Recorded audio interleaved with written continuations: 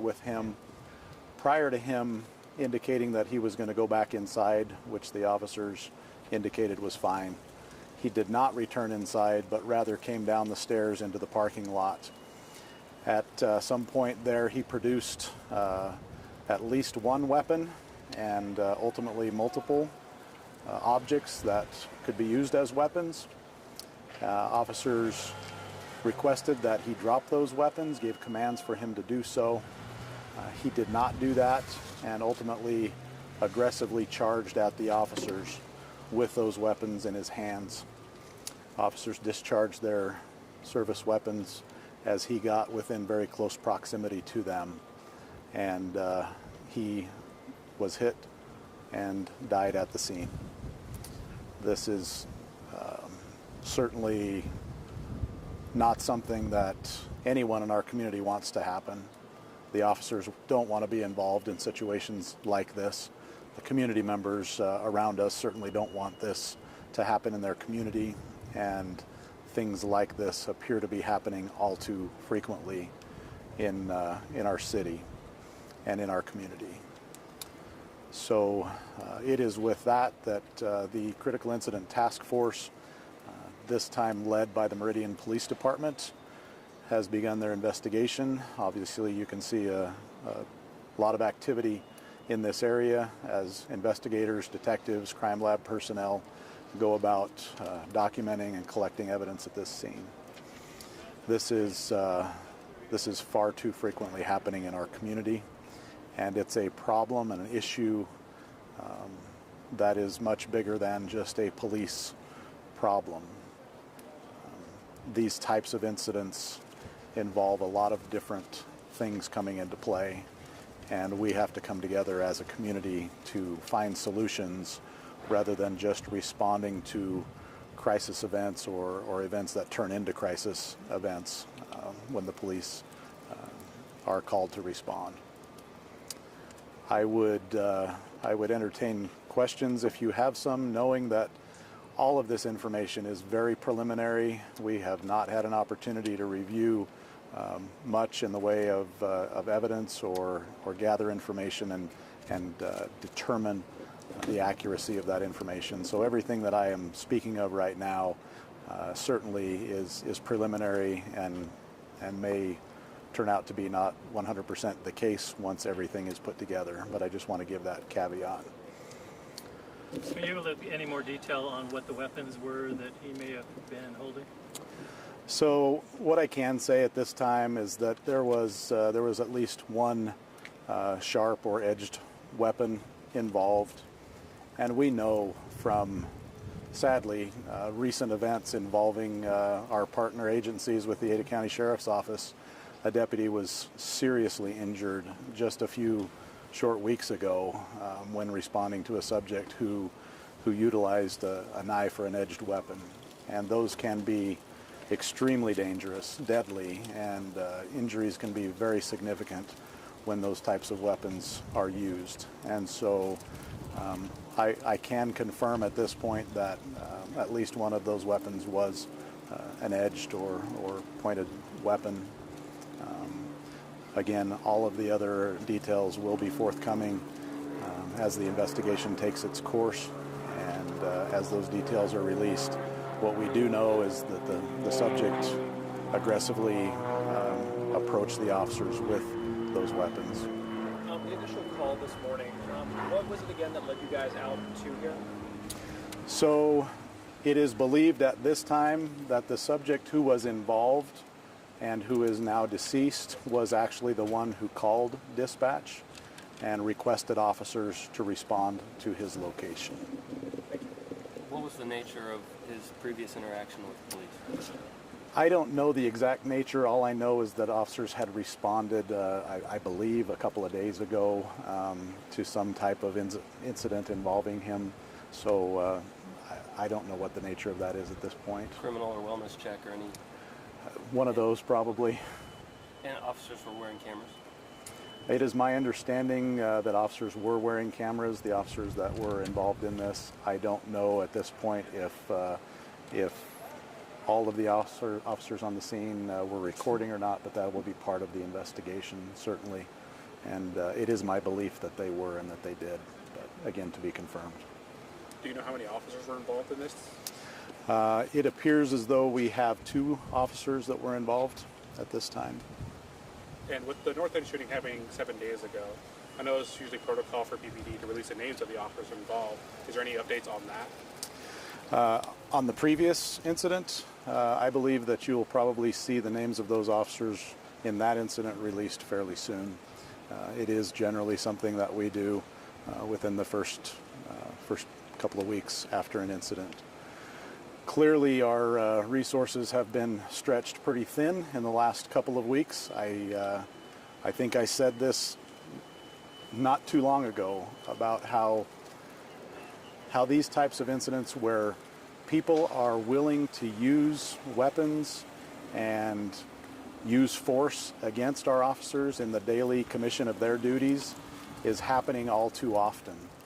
And there are many things contributing to that. I don't know what they all are, but there have to be some things that we can do to address those problems before someone gets to the point where they will use deadly force or use weapons against officers.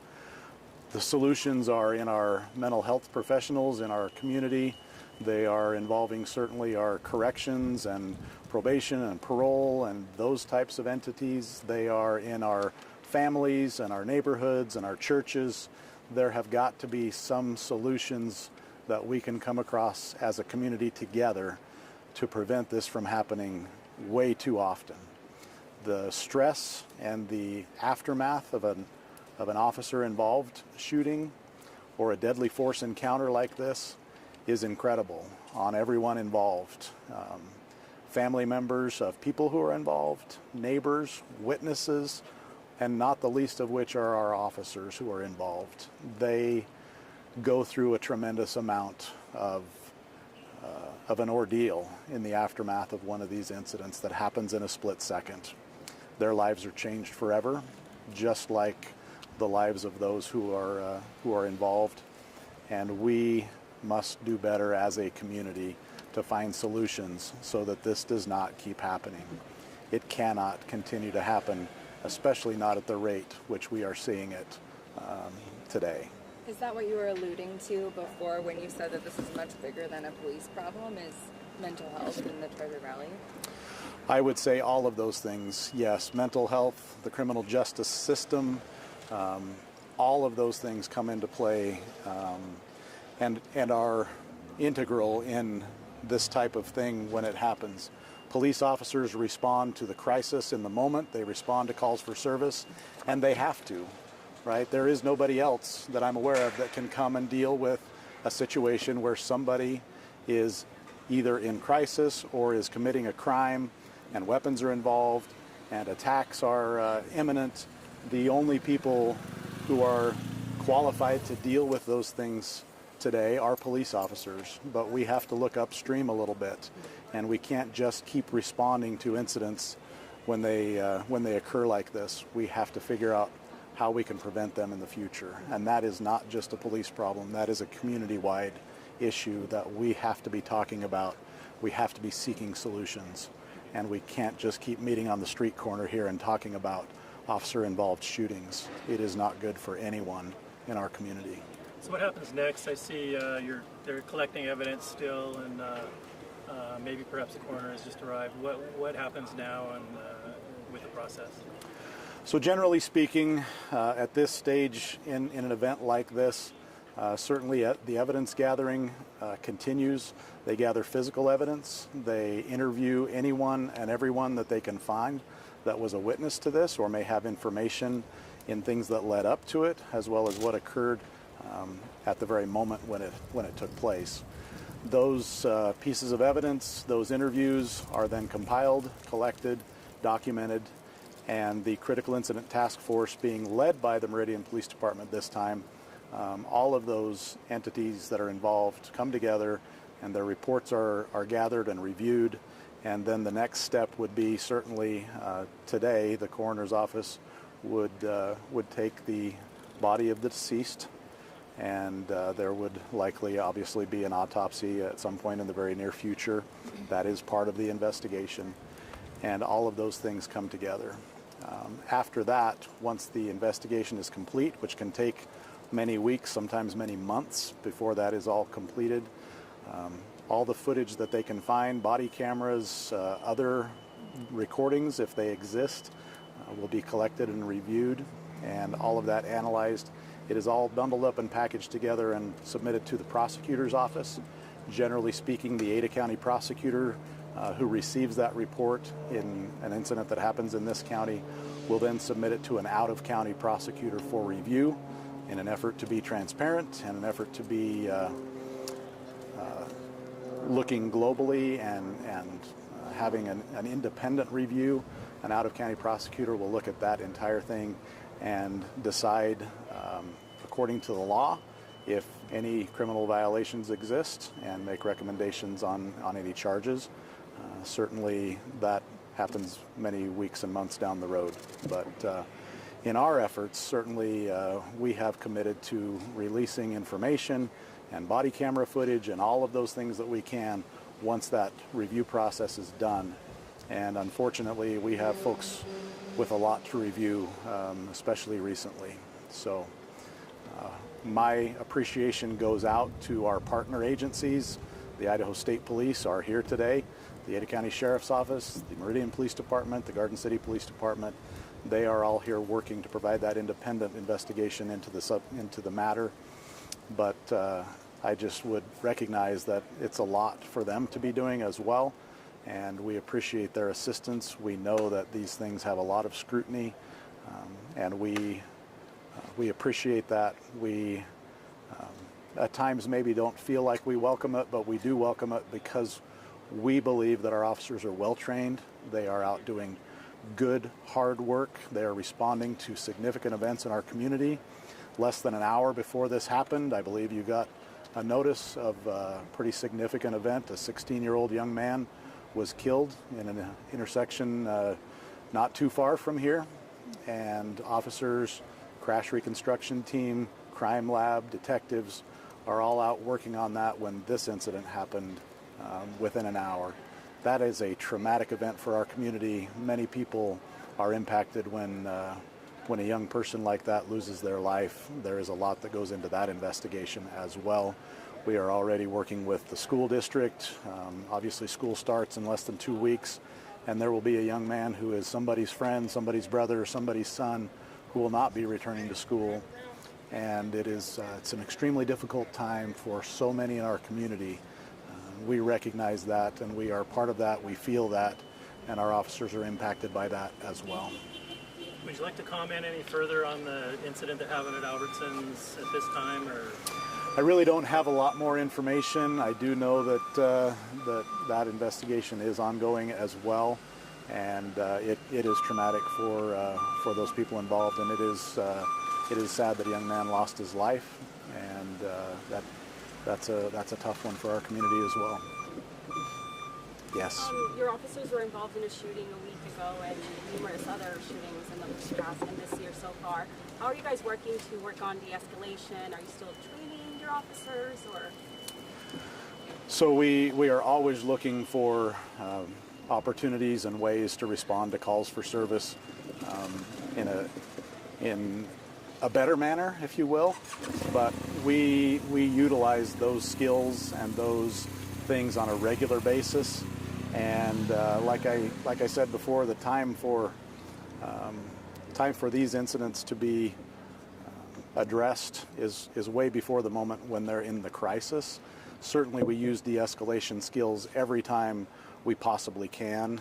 My understanding in this particular incident was officers were quite a ways away from this subject. They were making contact from the parking lot while he was up on a second-story landing.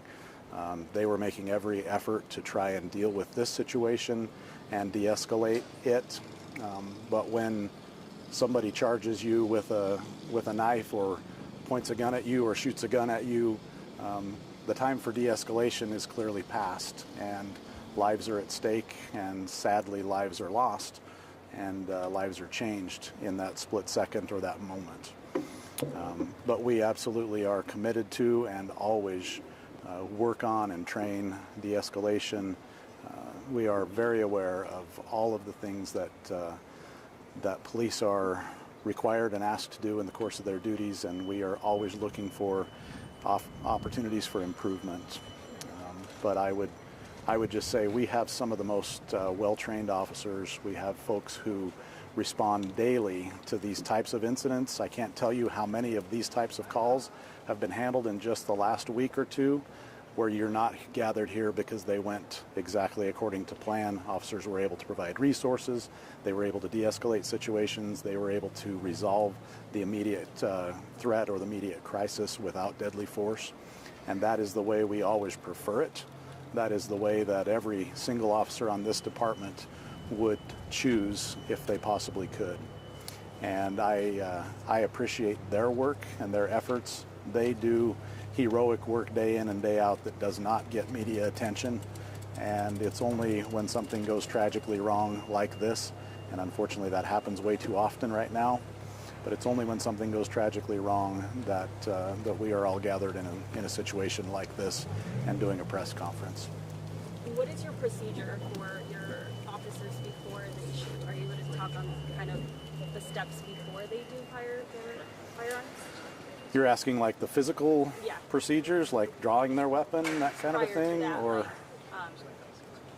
do they kind of go, I don't know if you can go through the steps, like do they try to talk to them first, or like the communication? Certainly, that is always the preference.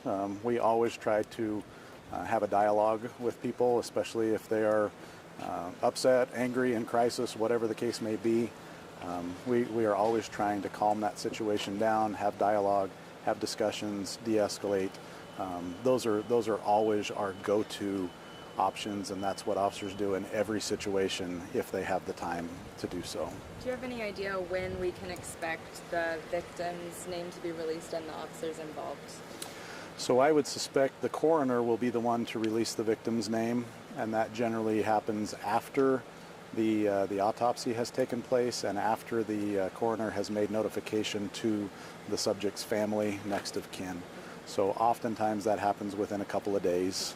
As far as the release of the officers' names, I would suspect it would be much like previous instances when it's within the first week or two after an incident. We try to release the officers' names involved. Any other questions? Just a minor one. With the shooting today, I believe it's the 7th officer involved shooting here. I don't know the exact figure. I think it's the 6th one this year, and that is 6 too many.